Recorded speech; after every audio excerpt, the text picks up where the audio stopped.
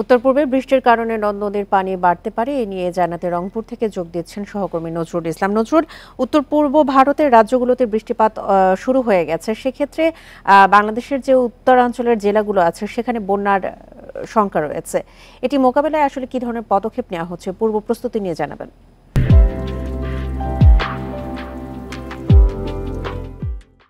দেখুন, আসলে লালমনিরহাট, কুড়িগ্রাম এবং নীলফামারী কিছু জায়গায় কিন্তু পানি একটু বৃদ্ধি পেয়েছে, তবে রংপুরে যে কাউনিয়া পয়েন্টে রয়েছে অর্থাৎ তিস্তা ব্যারেজ পয়েন্টে সেটি কিন্তু এখন পর্যন্ত পানি বৃদ্ধি পায়নি। আপনি নিশ্চয়ই দেখতে পাচ্ছেন আমার পিছে যে এটি তিস্তা নদী, কিছুদিন আগে কিন্তু এই পানিটা একটু বৃদ্ধি পেয়েছিল যখন ভাঙ্গন সৃষ্টি হয়েছিল, আস্তে আস্তে কিন্তু কমে যাচ্ছে। তবে অর্থাৎ যখন ভারতের পানি বৃদ্ধি পায় তখন কিন্তু এই পানিটা আসতে সময় লেগে যায়, অর্থাৎ বাংলাদেশে প্রবেশ করতে।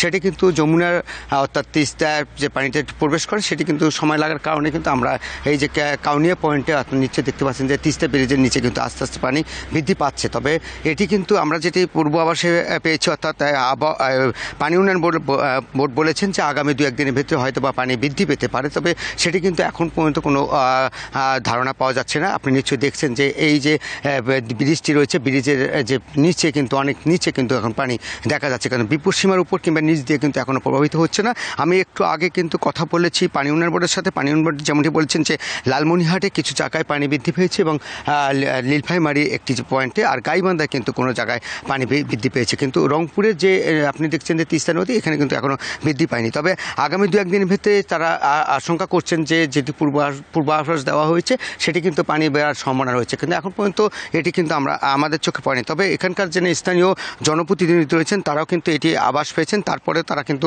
আমরা দেখেছি যে তারা মাইকিং করছেন যে অতি দ্রুত যারা নদী পাড়ের মানুষ, যারা নিম্ন অঞ্চলের মানুষ, যারা চর এলাকার মানুষ আছেন, তারা তাদের যে ঘরবাড়ি রয়েছে সেটি কিন্তু সেখান থেকে তাদের যে গবাদি পশু সে অর্থাৎ সরিয়ে নিতে বলেছেন। তবে এখন পর্যন্ত কিন্তু মানুষ যারা আছেন তারা কিন্তু নদীর পাড়ে রয়েছেন। আমি একটু আগে কিন্তু এখানকার কয়েকজন লোকের সঙ্গে কথা বলছি, তারা বলছেন যে পানি বৃদ্ধি পেলে তারা নাকি আগে থেকেই জেনে যায়, সেক্ষেত্রে তারা নদীর ধারেই এখন পর্যন্ত আছেন।